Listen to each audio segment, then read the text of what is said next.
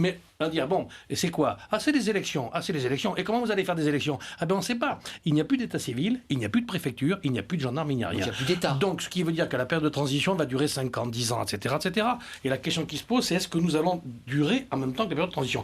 Alors, quand on entend dire on n'a plus besoin de nous en Afrique, heureusement, on a besoin de nous, et je suis un des défenseurs de la notion de Centrafrique, mais c'est quoi? C'est le lien privilégié que nous avons avec les Africains, c'est pas les mauvaises mœurs qu'on a pu avoir avec des chefs d'État africains, et je crois que nous avons besoin d'une présence en Afrique. Les Africains ont besoin de nous, et nous avons besoin de l'Afrique. Enfin, ceci étant, c'est pessimiste ce que dit Alain Marceau, on va entendre nos experts, parce qu'on nous avait annoncé une mission très courte, c'est vrai qu'au départ de cette mission, les soldats partaient pour une mission presque éclair, tout ça devait être réglé très rapidement, et on lit plusieurs papiers d'observateurs qui disent que ça va durer, que c'est beaucoup plus compliqué. Est-ce que ce soir vous dites ouf de soulagement parce qu'après tout les députés ont majoritairement dit oui au maintien de nos troupes, ou la présidente de la commission de la défense, experte de ces questions, est un peu inquiète parce qu'après tout c'est politiquement très dangereux pour la France? Ah, écoutez, quand on s'engage dans une opération militaire, on ne sait jamais quand est-ce qu'elle va s'arrêter. Ça, c'est un premier point. Et la situation en Centrafrique n'est pas du tout celle du Mali. C'est une opération totalement différente, vous l'avez dit. Ça ressemble plus à une opération de maintien de la paix, de gendarmerie même, ouais, c'est ça. de l'ordre, de la gendarmerie et autres. Donc on n'est pas du tout sur le même type d'opération. Je crois que moi, je ne désespère pas. D'abord parce que je fais confiance aux Africains et je pense que beaucoup d'Africains prennent totalement conscience. Mais quelqu'un vient de l'exprimer. Moi, j'ai confiance en ce pays. Maintenant, il faut les aider à arriver à ces élections. Il n'y a pas d'État. Il y a une présidente qui n'a plus d'argent. Il n'y a pas d'État aujourd'hui. Il n'y a plus de sous. Il faut 300 000 euros dans les caisses. 300 000 euros dans les caisses. Il faut aider ce pays. Aujourd'hui, l'Europe a engagé des fonds pour cela. Nous attendons une décision ce mois-ci, au mois de mars. Je considère que nous sommes au mois de mars. C'est bientôt. Des Nations Unies. Et qu'il y ait une force du maintien de la paix qui soit engagée. Je pense que cette décision sera prise. Elle sera prise au mois de mars. Il y a aujourd'hui, en tout cas, un engagement du secrétaire général dans ce sens. Donc voilà, on ne sera pas seul. C'est pas l'empressement quand même. On sent que sur ce dossier, c'est toujours long. Ces instances sont toujours longues à prendre des décisions. Heureusement que la France était là, parce que je pense que là, véritablement, on aurait assisté à un vrai génocide. Vous pensez qu'il y aurait Ça, c'est très clair. Et je pense qu'aujourd'hui, tout le monde l'a exprimé très clairement. Maintenant, il faut y mettre des conditions et il faut que les différentes forces, qu'elles soient internationales ou celles de l'Europe, nous accompagnent. Pour l'Europe, les décisions sont déjà prises. Et c'est déjà 1000 hommes, 5 compagnies, une compagnie de gendarmerie. Voilà. Donc, je crois que c'est dit Kaba, Jean-Luc Mercier, parce que c'est important, on entend plein de choses, à la fois des internautes et du député qui dit c'est un État fantôme, il n'y a pas d'État. Ça veut dire qu'on a le risque de rester des années, c'est dit Kaba. Non, il est évident que la situation actuelle de la Centrafrique fait que la mission pourrait durer. La mission peut prendre du temps parce qu'il s'agit de reconstruire totalement un État. Comme il a été dit, les registres d'état civil ont été détruits, les forces de défense et de sécurité n'existent quasiment plus, les militaires ont disparu, les trésoreries, les régies financières n'existent pas. Pour que l'État ait l'argent, il faut qu'il y ait des impôts qui soient prélevés, il faut qu'il y ait des taxes qui soient perçues. L'administration n'existe pas de façon générale. Mais il faut aussi dire que cette partie de la mission ne va pas être accomplie par la France. C'est la nécessité. La France a fait une intervention ponctuelle qui a permis de faire baisser le nombre de morts. Le 5 décembre, le jour où l'intervention où Sangaris a commencé, il y a eu 500 morts. Du fait de l'arrivée de la France, le nombre de morts a considérablement baissé. Le jour de l'arrivée de la France. Et la nature des crimes a changé. Alors qu'au départ, on tuait les gens avec des kalachnikovs, avec des obus, de la Seleka. Maintenant, on est passé aux machettes, aux coupes-coupes qui ne sont pas moins meurtrières. Mais le nombre de décès a considérablement diminué. C'est un conflit confessionnel. Il faut passer, je pense, à une autre phase de l'opération, celle avec les casques bleus, les missions d'opération de maintien de la paix sont plus adaptées pour l'accompagnement des États parce que c'est des missions qui s'inscrivent dans la durée. Regardez des pays comme la RDC ou des pays comme le Sud-Soudan, l'intervention prend du temps et là, elle n'est pas supportée par un pays, elle est supportée par le budget des opérations de maintien de la paix. On sait que le principal... Une question financière. Voilà, les États-Unis, c'est ce qui explique la résistance des États-Unis parce que les États-Unis contribuent pour 23% aux opérations de maintien de la paix. Mais à mon avis, il faut aller au-delà des considérations financières. Il s'agit des vies humaines qui sont en jeu, aussi de la stabilité régionale. Parce que si on laisse la Centrafrique être récupérée par des djihadistes, ça peut menacer la sécurité des États-Unis qui se trouvent à des milliers de kilomètres de là. Donc il y a des intérêts pour eux. Absolument, pour eux. Jean-Luc Mercier, pour reprendre le fil de notre histoire, on voit effectivement la France qui s'engage pour une opération plutôt courte, c'est comme ça que les choses étaient annoncées. Les choses devaient se faire rapidement dans des conditions connues, puisqu'on avait des troupes déjà prépositionnées dans ce pays. Finalement, les choses ne se sont pas passées du tout comme ça. Et là, les députés, aujourd'hui, votent pour de nouveau 6 mois de possible, en tout cas, de présence militaire française. Oui, je pense qu'il ne faut pas qu'on se paye de mots. Les choses ne se passent pas du tout comme prévu. C'est-à-dire qu'elles ne se passent pas comme on nous l'avait raconté. On nous avait dit, vous allez voir, ça va être facile. La Centrafrique, on connaît. On y est depuis 1889, Lubangui Chari. Donc c'est vrai que 1889, ça commence à dater. C'est vrai qu'on connaissait ce pays. Le précaré. Et donc, une partie des institutions de ce pays, militaires, politiques, diplomates, renseignements, que sais-je, ont vendu un plan en disant, écoutez, on va arriver à 1600. Il y avait un mot qui circulait à l'époque, c'était le mot de sidération. Nos ennemis vont être sidérés par notre déploiement. Ben, évidemment, ça ne se passe pas tout à fait comme ça. C'est-à-dire que ce qu'on considère à Paris un peu comme étant l'Afrique de papa, on connaît, on sait bien les Centrafricains, on va mettre 3 compagnies de bérets rouges et quelques bérets verts dans les rues de Bangui et tout va rentrer dans l'ordre. Ce qui n'est pas le cas. Ça ne marche plus. Voilà. Comment vous l'expliquez ? Comment vous expliquez finalement ce bug ? Excusez-moi. C'est malheureusement extrêmement simple à expliquer. C'est pas des grandes théories géopolitiques ou de sociologie africaine. Les Grecs anciens avaient un mot pour ça. Ça s'appelait l'hubris, le sentiment de toute puissance, celui qui vous fait perdre la raison. Nous avons été victimes de notre hubris. C'est-à-dire que nous avons cru que nous pourrions régler parce que nous sommes des... On venait en plus de faire le Mali, c'est-à-dire qu'on a fait une opération remarquable au Mali, remarquable, mais dans des conditions radicalement différentes. Au Mali, on avait un ennemi, on a dit aux militaires, vous les détruisez. Les militaires étaient ravis, ils l'ont magnifiquement fait. Des hommes qui jettent des pneus. Ça n'a rien à voir. Rien à voir. Et donc, on paye notre sentiment de toute puissance.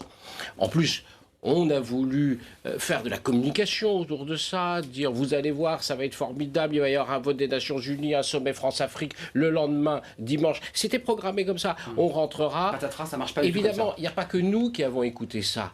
Les anciens de Bozizé, c'est-à-dire l'ancien régime, ils ont parfaitement écouté ça. Justement, le jour de l'intervention française, ils ont fait un coup, ils ont raté leur coup, ça a déclenché des massacres épouvantables, les pires massacres. Vous considérez finalement... Bien entendu, c'est l'annonce de l'intervention qui déclenche les 500 morts. C'est sûr. C'est l'annonce des 500 morts. Voilà, donc on a raté, C'est dit Kaba, parce que c'est important ce qu'on se dit là. Non, ce qui s'est passé, c'est que et Alain Marceau, comme il a été, on court après pour récupérer. L'intervention ne faisait plus aucun mystère. L'intervention ne faisait plus aucun mystère. On en a parlé, on attendait juste. Les troupes étaient prépositionnées à Douala. Tout le monde les a vus quasiment. Les troupes et le matériel étaient prépositionnés à Douala. On n'attendait que le feu vert des Nations Unies pour déclencher l'opération. Donc, les partisans de Bozizé ont entendu cela. Et ils ont voulu anticiper sur l'arrivée des forces françaises. Donc, on déclenché cette opération qui les a amenés à attaquer le palais présidentiel. Et de là, il y a eu cet engrenage de la violence dont on n'est pas encore sorti. À mon avis, ce qui s'est passé à Paris, il y a un élément. La nature de l'opération... Et la nature de l'opération a été mal appréciée, pour utiliser un euphémisme. Vous n'envoyez pas d'hélicoptères ou de fantassins pour rétablir l'ordre public. On a vu des manifestants à qui jetaient des pierres. Il y a une déphase. Donc il y a des opérations souvent de maintien de la paix auxquelles les militaires n'étaient pas forcément préparés. Et Patricia Dan, bien sûr, Patricia Dan, parce que tout le monde boue, tout le monde veut répondre, parce qu'il y a un débat sur le fond. Le matin de l'opération, j'ai été réveillé par mon responsable UMP de Bangui, qui m'a dit attention, il faut que tu appelles tout de suite le ministre de la Défense, le génocide est en train de commencer à Bangui. Le génocide. J'ai dit mais tu plaisantes, qu'est-ce qui se passe? Il dit tu peux pas savoir, on est en train de tuer à tous les coins de rue. Et j'ai appelé le ministre de la Défense, et qui a fait vérifier par ses services. Effectivement, il est revenu à moi en me disant non, ce n'est pas aussi grave que vous le dites. Mais donc effectivement, il y a eu ce déclenchement qui est intervenu concomitamment à notre arrivée à Bangui. Juste un petit mot, Patricia Dan, parce que sur ce plateau, Martin Ziguélé, qui a été ancien Premier ministre de Jean-Félix Patassé, nous disait sur ce plateau il y a quelques jours, le vrai problème, c'est qu'on nous fabrique un conflit confessionnel entre les ex-CDK et les anti-Balaka, et que le fond du problème, c'était ces mots, c'est que M. Bozizé tire les ficelles et c'est lui qui finalement manipule et crée la situation dans laquelle nous sommes. Est-ce que vous, la présidente de la Commission de la Défense, vous considérez que ce qu'il dit est juste et vrai et que finalement le vrai problème de ce dossier centrafricain, c'est M. Bozizé? Il aller chercher là-bas. Je pense qu'il a en partie raison. Je suis moins experte que lui sur son pays, puisque c'est son pays, il le connaît bien. Mais je voudrais quand même revenir sur ce qui a été dit. Il y a eu une opération de monsieur, effectivement, et les 500 morts dont on parle. Oui. Mais nous avions déjà nos forces prépositionnées. Il y avait l'ensemble des discours et des prises de position des uns et des autres sur le sujet. Il y avait déjà de nombreux morts qui avaient eu lieu en Centrafrique déjà avant cette intervention. Donc moi, je renvoie la question. Est-ce qu'il fallait ne pas intervenir? Et si nous n'intervenions pas, qu'est-ce qui se passerait? Aujourd'hui, on se poserait de nouveau la question. Je pense qu'on accuserait entre autres la France, peut-être pas uniquement, mais entre autres la France, d'avoir fermé les yeux et d'avoir laissé un génocide se dérouler. On avait des hommes à l'aéroport prépositionnés depuis... Bien sûr. Mais c'est trop Donc c'est ça aussi la réalité. Nos compatriotes. Donc on peut refaire le monde. On peut toujours refaire le monde. C'est beaucoup plus facile après. Mais dans la situation qui était celle de notre intervention à ce moment-là, il fallait le faire dans ce tempo. Vous pouvez le faire plus tôt ou pas? Parce que quelque part, M. Sassou Nguesso dans le Figaro dit, moi je l'ai dit, il y a déjà février 2013. On ne refait pas le monde, on refait pas le monde, on refait l'histoire récente. Ces événements, ils commencent pas en décembre 2013, ils commencent en décembre 2012. Absolument. Voilà. En décembre 2012, il y a un début d'offensive des rebelles du Nord, de la Séléka, qui descendent sur Bangui. Là, nous avons le pouvoir politique français, que fait-il? Il a le choix entre deux solutions, soit de dire on laisse faire et on s'en va. Après tout, c'est une histoire interafricaine et c'est leur histoire. Soit on intervient et on bloque la situation. Or, on ne fait ni l'un ni l'autre. On reste présent à Bangui en renforçant le dispositif où les militaires français vont être jusqu'à 600. Ils restent cantonnés sur l'aéroport et en même temps, on leur interdit ou on ne leur demande pas d'agir pour empêcher la Séléka d'arriver au pouvoir. Il n'y avait pas de Conseil de sécurité de l'ONU qui était... Certes, il a fallu convaincre. Nous ne faisons rien. Nous ne faisons rien. Débat sur l'ONU. Il fallait le feu vert. Mais on reste présent sur place et on ne fait rien. On est dans l'entre-deux, on est dans la non-décision. Et donc, évidemment, les choses vont se dégrader. Et évidemment, on est piégé dans cette histoire. Oui. Bien sûr que tout commence là. Monsieur Sassou, à la décharge. À Marceau, j'ai un tout petit mot sur Sassou Nguesso qui dit, moi, en février, je vois le président, je suis reçu, j'explique la situation. Et puis je repars. Absolument. Je vais vous donner des précisions. Effectivement, au mois de décembre, j'ai mes compatriotes qui sont pillés. Ils ont des sociétés de chasse, ils sont pillés. On leur prend les 4x4, les carabines, etc. Ils m'alertent. Au mois d'avril, les choses vont plus bas. On arrive pratiquement à 60 km de Bangui. Mes compatriotes me disent « Mais qu'est-ce que vous faites? Que fait la France ?» Et je m'adresse au chef d'état-major des armées. Je suis député d'opposition. Il me dit « Oui, nous contrôlons la situation. » Après, je m'adresse au ministre de la Défense. « Oui, nous contrôlons la situation. » Voilà ce qui s'est passé pendant des mois. Et ensuite, il y a eu la rupture des accords de Libreville. Monsieur Bongo, c'est pas Monsieur Sassou Nguesso, Monsieur Bongo m'a dit « Mais est-ce que vous vous rendez compte de votre inaction aujourd'hui? Elle va nous condamner à recevoir ces gens qui descendent du Nord et qui bientôt arriveront ici, chez moi, au Gabon et au Congo. » Et effectivement, je crois que le gros problème dans cette opération pour laquelle j'ai voté pour son maintien... je ne sais pas vous le demander, parce que le vote est libre. À laquelle j'applaudis des deux mains, bien évidemment, notamment parce que je suis député des Français qui vivent aussi à Bangui. Eh bien, cette opération, si elle échoue, c'est parce qu'elle a pris du retard. Mais ça peut s'expliquer. Nous étions engagés au Mali. Et est-ce que nous avions effectivement les moyens? Les deux fronts. En plus des 430 Français qu'on avait à l'aéroport, est-ce qu'on avait les moyens de faire deux fronts? J'ai posé la question au ministre de la Défense en commission des Affaires étrangères. Il m'a dit non, ça n'a rien à voir. Nous avions les moyens de faire les deux opérations. Très, très court. C'était possible ou pas? On pouvait le faire. On avait les moyens d'intervenir, ça pose aucun problème. Au niveau du livre blanc de la LPM, ça a été dimensionné en conséquence. Donc on avait les moyens d'intervenir. Moi, je reviens quand même. Enfin, on ne peut pas accuser la France de ne pas être intervenue et en même temps lui faire le reproche. J'ai quand même entendu les débats de dire la France ne peut intervenir, la France-Afrique, ça n'existe plus et Conseil de sécurité doit nous donner l'autorisation. On a attendu l'autorisation du Conseil de sécurité. Donc, je pense voilà. Seydi Kaba, un petit mot. Et Bruno Le Maire, allez-y. À Paris, il y a eu aussi une volonté de s'appuyer sur l'allié tchadien, puisque, comme on le sait, le président Déby avait accompagné l'arrivée de Bozizé en 2003 déjà au pouvoir et le président tchadien a toléré un peu le comportement de la Séléka. Le Tchad joue un rôle important. Donc, du coup, dans un premier temps, à Paris, on a considéré que l'affaire pouvait être déléguée à Déby N'Djamena et que ça allait être réglé. Donc, par la suite, les choses se sont totalement dégradées et l'ensemble de la CEA est venu voir la France pour dire il faut que vous nous aidiez à intervenir. Alors que la Séléka était composée notamment de Tchadiens, en grande partie de Tchadiens. Majoritairement musulmans, vous êtes d'accord avec ça? Et pas de militaires, bien sûr. Non, mais il faut le dire. Absolument. Écoutez ce que dit Bruno Le Maire, parce qu'il a fait partie de ceux qui sont montés au créneau. Il a fait une tribune dans les colonnes du Monde et puis il a fait un petit point presse, salle des 4 colonnes, en fin de matinée, justement pour exprimer en tout cas son désaccord et les raisons pour lesquelles il n'allait pas voter le maintien des troupes françaises. Écoutez-le. Je dis non à une stratégie politique, diplomatique, qui ne permettra pas de sécuriser le pays, d'offrir une vraie perspective politique à la Centrafrique et d'éviter les risques d'affrontements interethniques que nous voyons se multiplier depuis plusieurs semaines. Mon vote non est une manière d'affirmer la nécessité d'une autre stratégie pour la Centrafrique. La bonne stratégie, c'est celle que je réclame depuis plusieurs mois. Celle qui consiste à avoir une opération de maintien de la paix, validée par les Nations Unies, impliquant tous nos partenaires internationaux. Et d'abord les partenaires européens, mais aussi notre partenaire américain. Un petit mot, parce que le dernier mot de Bruno Le Maire, il dit financièrement on n'a pas les moyens, c'est suicidaire parce que finalement les missions militaires qui visent à remettre en place un pays et de mettre la place, ça ne marche pas. C'est ce qu'il explique, sa grande théorie, c'est ça ne fonctionne pas, il faut autre chose et il faut les Américains. Juste un petit mot sur les États-Unis.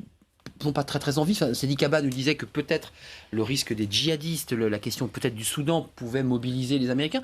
Pourquoi les Américains sur ce dossier ne nous aident pas, restent très en retrait, regardent ce sujet de loin? Parce que c'est pas leur zone. Mais pourquoi vous posez la question sur les Américains et les Européens? Vous croyez véritablement qu'aujourd'hui les Suédois et les Danois ont envie d'aller se battre en Afrique? Ils n'y ont aucune tradition, ils n'y ont aucune ressource, ça leur est totalement étranger. Je crois que c'est même pas le problème des Américains qui se pose maintenant. C'est les Européens. Les Européens. Et puis je vous dis. On a entendu 1000 hommes quand même, il y a des choses qui se passent, donc vous y croyez moyennement. Je les ai pas encore vus, mais espérons que pour une fois ils vont pas nous lâcher. Ils nous ont un peu lâché qu'à Mali, il faut bien reconnaître, y compris nos plus proches alliés. Alors vous savez. Et puis je veux dire, pour que l'ONU vienne nous épauler, il faudra une décision du Conseil de sécurité. Et pour ça, peut-être qu'il faudrait qu'on arrête d'insulter M. Poutine, parce qu'au Conseil de sécurité, il peut dire non. Et dans ces cas-là, nous n'aurons pas l'opération de maintien de la paix, et nous allons vraiment nous rester tout seuls. Donc vous voyez, ça dépasse très largement le cadre strictement centrafricain ou africain. Sadi Kaba, au risque de revenir sur ma question précédente, vous n'avez pas répondu à ma question sur M. Bozizé, parce que j'ai vous opiniez de la tête. J'ai pas eu la parole, sinon j'aurais développé. Non mais assez longuement. Je voulais pas vous censurer. Sur ce point développer précis. Tranquillement. Absolument. Il est évident qu'il y a chez Bozizé une politique de la terre brûlée. Après moi, le chaos. Il y a cette volonté de dire que tant que moi je suis parti du pouvoir, que la Centrafrique plonge. Bozizé s'est réfugié aux alentours de la Centrafrique, en Afrique centrale ou en Afrique de l'Est. À partir de là, il essaie de mobiliser de fonds, de les acheter. Beaucoup des anti-Balaka qui ont été aujourd'hui dénoncés par le général Soriano sont des ex des FACA, des forces armées centrafricaines. C'est souvent des fidèles de Bozizé qui sont connus, qui cherchent à semer le chaos. Il faut les neutraliser. Il faut neutraliser. Absolument. Parce que la première chose qui a été faite, à mon avis, on a tardé à prendre en compte les anti-Balaka. Dans un premier temps, la mission initiale était de neutraliser la Seleka pendant que les anti-Balaka... Et on le voit, ça pose problème aujourd'hui. Aujourd'hui, c'est ça. Les anti-Balaka sont devenus, comme il a été dit par le général Soriano, des gens à neutraliser. Il faut neutraliser l'ancien président Bozizé. C'est important parce qu'apparemment, il serait un élément important de ce dossier. Mais je voudrais revenir sur les massacres que nous avons réussi à éviter, même si le jour de notre intervention, en quelque sorte, il y a une concomitance, mais cette concomitance, c'est pas un hasard. Si on est c'est justement, il y avait une stratégie. Il y avait une stratégie. Mais ce que je voudrais dire, c'est que on a raison d'ailleurs de se réjouir qu'il n'y ait pas beaucoup moins de massacres. Enfin, il y en a eu quelques-uns dénoncés par Amnesty International. Il y a quand même des dizaines de morts par jour. Il ne faut pas non plus imaginer que c'est le Haut-Valais en plein hiver. Enfin, c'est pas la paix. Hein. Non. En revanche, pourquoi il y a moins de massacres d'une certaine manière? Mais parce qu'on a accepté, on a été obligé d'accepter un déplacement de population, ce qu'en d'autres temps on appelait une purification ethnique. C'est-à-dire qu'il faut accepter vers le nord, la purification ethnique pour éviter les massacres. C'est à partir du moment où les populations se séparent, oui, il y a moins de massacres. Ça, c'est clair. Même si sur le long de la route, il y a des massacres. Mais en même temps, ce à quoi on a assisté, Amnesty International le dit, Human Rights Watch le dit, des gens quand même à peu près sérieux. Alors c'est vrai que le général Soriano sur place ne peut pas le dire. Et d'ailleurs, il est pris dans une logique où il est obligé de faire des éléments de langage, de dire « mais non, il n'y a pas de purification ethnique ». Il n'y a pas de conflit religieux. La réalité, c'est que les musulmans partent. Voilà, la réalité, c'est que les musulmans partent. Et c'est parce que nous acceptons ça. Et le fait d'accepter, c'est ça qui empêche les massacres. Parce que s'ils seraient restés, ils auraient été massacrés. Donc, c'est compliqué, c'est un double détente. C'est à la fois non confessionnel et ça l'est. On est obligé de tolérer. C'est contre notre gré. C'est pas du tout ce qu'on souhaite. Que des populations partent vers le nord et s'enfuient. Bien entendu. Il ne s'agit pas d'être dans quelque chose où il y a un grand méchant. Et voilà. Mais on est obligé de laisser les musulmans partir, y compris en désorganisant l'économie, puisque c'est souvent les commerçants. pour éviter les massacres. Donc, la purification ethno-religieuse, ou appelons-la comme on voudra, elle évite le massacre aujourd'hui. Ça ne correspond pas tout à fait à la vision du monde un peu irénique qu'on a pu développer jadis dans les Balkans ou ailleurs. Mais c'est ce qu'il se passe. Alain Marceau, dans votre circonscription, vrai ou faux, c'est cette question fondamentale qui, effectivement, on réduit le nombre de morts parce qu'on accepte, c'est ce que dit Jean-Luc Mercier, de fait, c'est reconnu officiellement. Oui, c'est reconnu officiellement par nos responsables militaires. C'est parce qu'effectivement les musulmans s'en vont qu'il y aura sans doute beaucoup moins de morts. On va découvrir encore quelques charniers au nord, mais effectivement, les musulmans. Pour vous donner une idée, camions qui ont été massacrés. Mais pour vous donner une idée, savez-vous qu'il n'y a plus un gramme de viande de bœuf aujourd'hui à Bangui. Pourquoi ? Parce qu'on a chassé les Peuls, ou plutôt les Peuls, qui sont des musulmans, sont partis. Mais ils sont partis avec leur troupeau de vaches. Donc plus de viande. Ce qui fait qu'il n'y a plus de viande. Voilà. Donc il va falloir récupérer les Peuls ou récupérer les vaches. Je ne sais pas comment Patricia, faire. sur cette question confessionnelle, est-ce que... Jean-Luc Mercier, sur la question confessionnelle, Patricia Adam, c'est important parce que dans un premier temps, on entend Martin Ziguelet, je leur dis, qui dit que c'est un vrai problème fabriqué par M. Bozizé. Et puis sur le terrain, il y a quand même effectivement des photos, des témoignages réalisés par Amnesty notamment, qui constatent de visu que les musulmans sont pourchassés, massacrés. Je pense à ce camion où les gens sont tombés en panne sur cette route P12 ou K12 et ils se sont tous fait tuer. Est-ce que ça, c'est un problème pris en compte par l'armée française et est-ce que de fait, elle est face à cette difficulté supplémentaire qu'elle n'avait pas imaginée, justement? Elle est prise en compte, bien sûr. Ils sont au quotidien dans ce conflit et ils en sont bien conscients. Et leur action, elle est d'essayer de calmer les jeux. Je crois qu'on oublie quand même que... je ne pense pas que, comme ça a été exprimé, que ce n'est pas un conflit religieux. Par contre, qu'il y ait une instrumentalisation pour en faire un conflit religieux, oui, et je pense que nous sommes tous d'accord. La purification ethnique, c'est un mot fort quand même. Comme il a été dit, les musulmans sont en train de partir. Certains convois des musulmans sont escortés par Sangaris, sont escortés par la MISCA pour aller vers le Cameroun, pour aller vers le Tchad voisin. Donc c'est une purification ethnique. On est quand même dans une situation où l'instrumentalisation, le fait religieux a été... Purification, on tue, là on les chasse. Le fait religieux a été instrumentalisé et aujourd'hui on est à un stade de non-retour. Donc il faut calmer d'abord le jeu, ensuite faire le travail de pédagogie, puisque ces populations vivaient ensemble, on vit pendant 50 ans. Un voisin chrétien, un voisin musulman, mais aujourd'hui, la haine qui s'est déclenchée est devenue incontrôlable. Il y a des témoignages de quelqu'un qui disait que c'est mon voisin avec qui je prends du thé, qui est venu me tuer, qui est venu chercher à me tuer, parce que le fait ethnique s'est déclenché et il est devenu incontrôlable. Il y a un travail de pédagogie à faire par la suite pour amener les gens à vivre ensemble. Les responsables religieux. Attendez, moi je voudrais quand même évoquer, puisqu'on a eu une audition fort intéressante d'ailleurs, à la Commission des Défenses et Affaires étrangères de l'Assemblée nationale. Il n'y avait d'ailleurs pas beaucoup de députés, on devait être 5 dans la salle. C'est les élections municipales. Oui, mais enfin, c'est pas une raison quand même. On est parlementaire. Et je crois qu'on a voté certaines lois qui, normalement, devraient nous permettre, dans les temps qui viennent, d'avoir des parlementaires à temps complet. On a auditionné l'imam, l'archevêque, et également le protestant qui devait être là, mais qui a eu des problèmes au dernier moment. Ils font un énorme travail sur le terrain, justement, de pédagogie, d'explication et de réconciliation. Il faut leur laisser le temps de le faire. On n'est qu'à 3 mois d'intervention, donc ne soyons pas pessimistes. Il faut les accompagner. C'est ce que fait d'ailleurs l'armée française. Elle les encourage à le faire et elle les soutient dans cette opération, ainsi que les forces africaines. Mais quand j'entends ce que dit Jean-Luc Mercier en parlant de purification, peut-être que le mot est très fort, mais il y a quand même, c'est trop tard. J'ai le sentiment que c'est trop tard, parce que les populations partent vers le nord et s'enfuient. Elles peuvent revenir. Vous pensez que c'est possible qu'il y aura un vivre ensemble un jour en Centrafrique? J'espère. Juste nos internautes, parce que Albouri, qui est sénégalais, je ne vais pas me tromper cette fois-ci, et Paul Syriac, comment vous vous situez, vous, par rapport à ce que vous entendez, ce que vous lisez, par rapport à vos contacts? J'imagine que vous suivez ce dossier de très près, sur ce conflit confessionnel. Vous dites que c'est réellement un conflit confessionnel, qu'il y a un vrai débat et une vraie difficulté entre les chrétiens et les musulmans?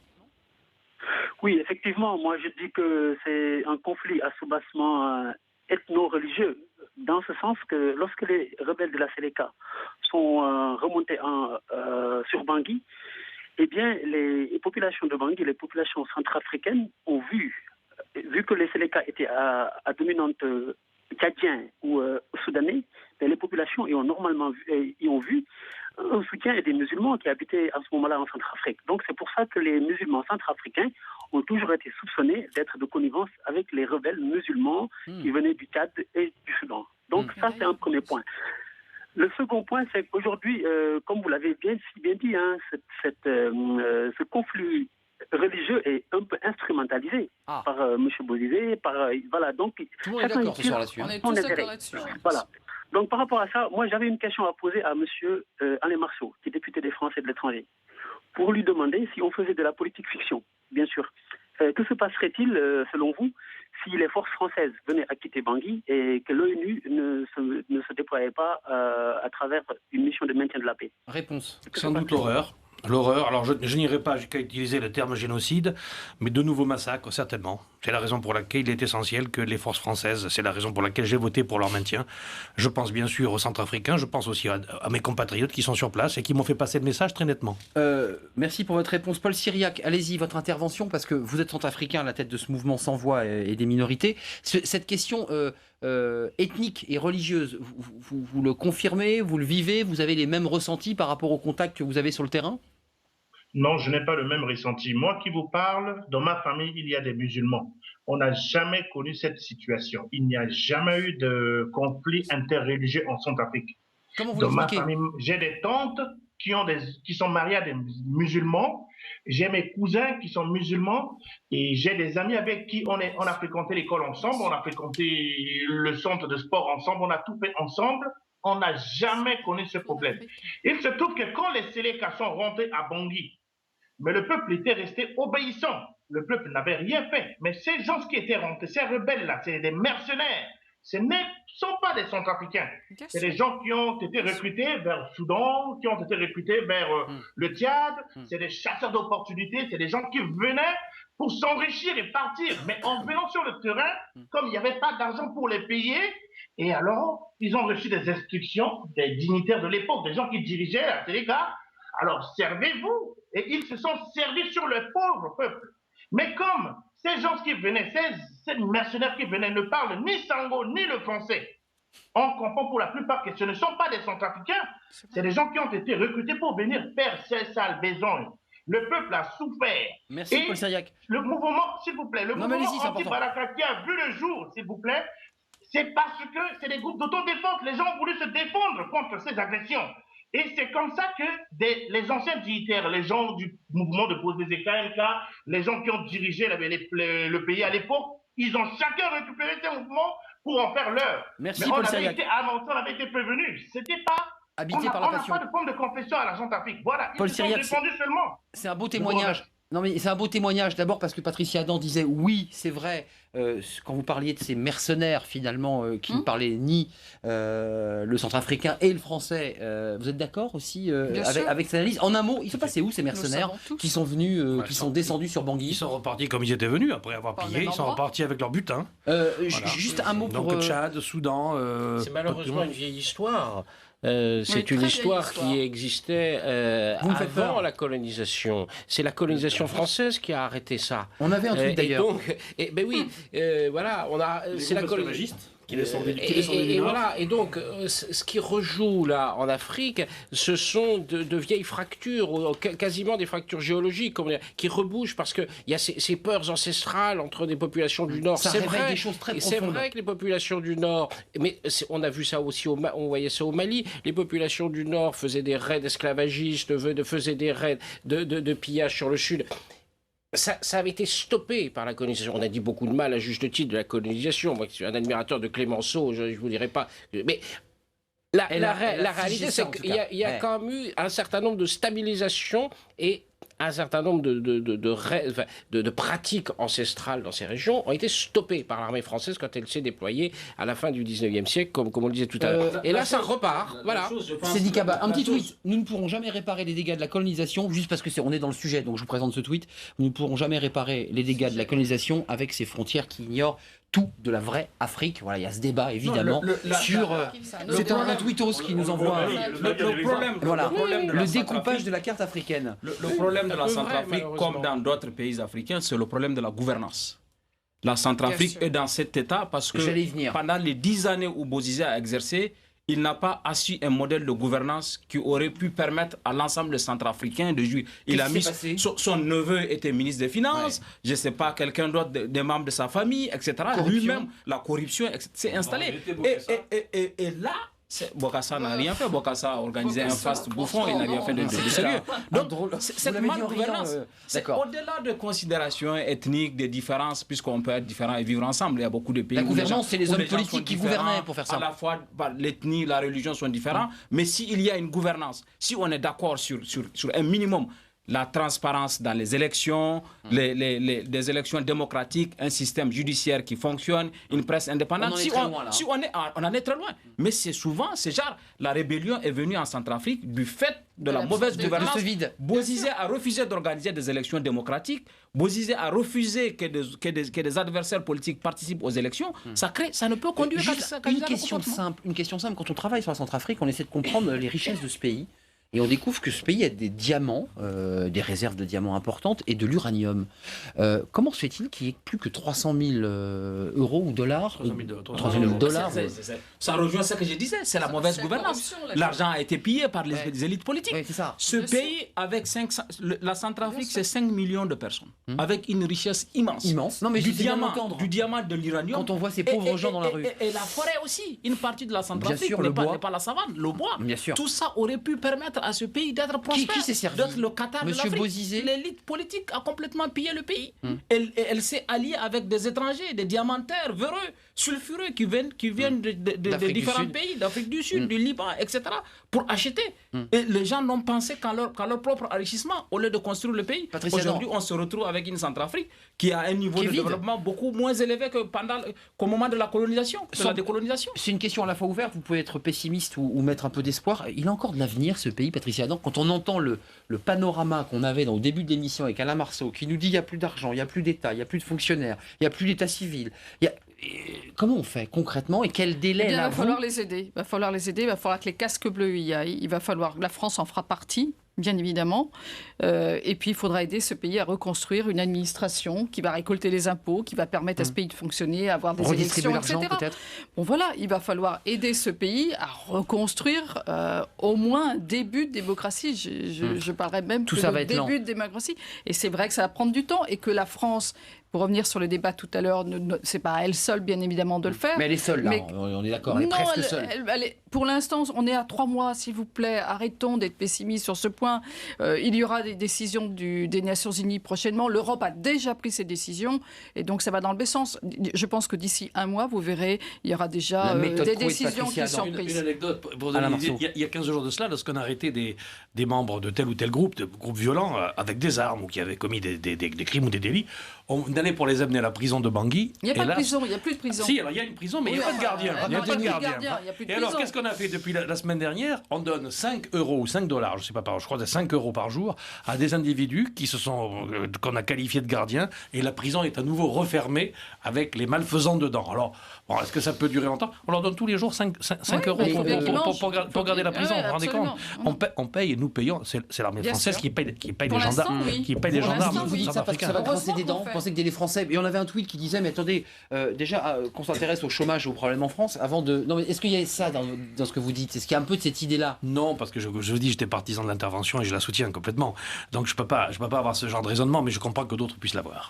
Jean-Luc Percher, la durée, demain... Il y a la tentation, dans une partie de l'opinion, de dire, comme on disait jadis, la Corrèze avant le Zambèze. Donc voilà, le chômage avant Bangui. C'est sûr que ça existe dans l'opinion. En même temps, je pense que c'est une erreur. On vit dans un monde ouvert. Ce qui se passe en Afrique, c'est important pour ce qui se chez nous. Enfin voilà, on peut pas dire, attendez, on va pas se replier sur soi. Bon, ce qui se passe ailleurs, on veut pas savoir. Ça, de toute façon, on ne peut pas faire ça. En plus, permettez-moi, c'est sans doute l'erreur des Européens. En revanche, et ça, on ne le dit jamais assez, même si on est pessimiste parfois sur ce qui se passe en Afrique, quand même, les Africains se mobilisent pour la sécurité en Afrique, que ce soit au Mali, ou que ce soit en Centrafrique, ils sont là. Et ça c'est quelque chose de très nouveau. Ça n'existait pas il y a 10 ans. Aujourd'hui, on le voit, ça va continuer, se développer. Et ça, c'est une très bonne nouvelle dans un paysage où il n'y en a pas beaucoup. Merci, j'ai été ravi de partager cette émission avec vous parce qu'on a appris plein de choses. Je voulais remercier nos sentinelles citoyennes parce que voilà, les citoyens comme ça engagés, Paul Syriac et son témoignage sur sa vie de famille entre chrétiens et musulmans me semble assez fort. Je voulais voulais remercier Seydi Kaba, évidemment, de Jeune Afrique, à découvrir en kiosque, évidemment. Merci à Jean-Dominique Mercier, L'Opinion, en papier, c'est quotidien, mais aussi sur Internet, évidemment. Patricia Adam, la présidente de la Commission de la Défense, elle part. Et j'ai pas de méthode Coué. Et pas de du méthode tout. Coué. Oui, j'ai vu que vous alliez réagir à ma méthode Coué. Vous partez dans quelques jours en Afrique pour Mardi, un travail de mission parlementaire. Absolument. Les députés en action sur le terrain. Merci Alain Marceau, votre circonscription, elle est grande, elle est immense. Et vous êtes toujours... aussi l'Irak, la Syrie, le Yémen. Absolument. Voilà. Et vous rentrez, je crois, de Bangui, c'est ce que vous nous disiez au début de l'émission. Merci à nos internautes. Le vote, qui n'est pas un sondage, parce que je me fais tirer les oreilles, 209 internautes ont cliqué sur le site du JDD. La France doit-elle poursuivre sa mission en Centrafrique? 80% nous disent non, 19 disent oui, mais ce n'est pas un sondage, c'est un vote cliqué. Voilà, on en tient compte. Demain, on s'intéresse au chômage. On revient en France. Les chiffres du chômage vont tomber. C'est évidemment un moment important pour François Hollande.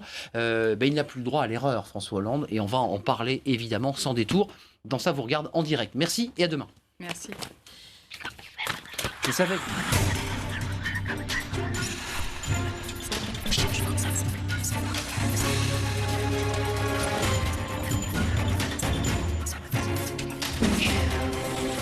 Doc à Doc Politique, c'est votre rendez-vous documentaire pour comprendre un monde qui change dans un instant. Vous avez renié un de vos engagements. Vision collective, initiative privée. Ma question s'adresse à Monsieur le Premier ministre. Temps fort, discours clé, phrases choc. Qui payera? Le contribuable. Vous avez appartenu à un gouvernement qui a parasité les drames. Ce qu'il faut retenir des questions au gouvernement, c'est dans Top Questions. Ce soir à 21h30.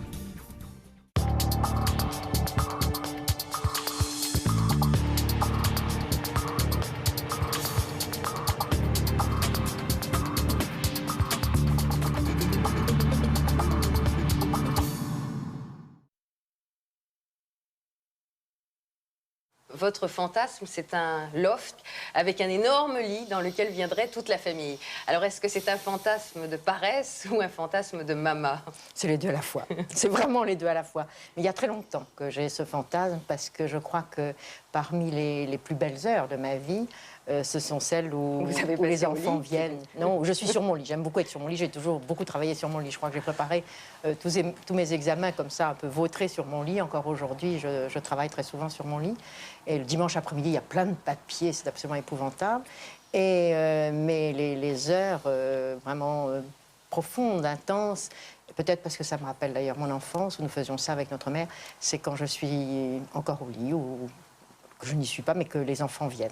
Ils sont là et on est un peu tous à bavarder, qu'on ne voit pas le temps passer. Et que c'est un peu un radeau d'ailleurs. Probablement que c'est beaucoup plus qu'un lit, c'est un refuge.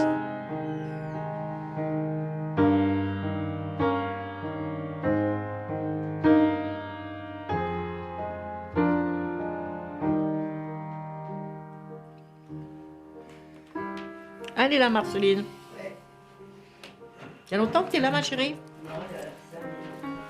Est-ce que tu veux boire? Et quoi? Est-ce que tu es maquillée? Oh, maquillée, non, je suis comme toujours. Toi, t'es super bien maquillée. On s'est rencontrés dans le bloc numéro 9 du Lagara, à l'appel. Oui, ou avant peut-être, même avant, quand on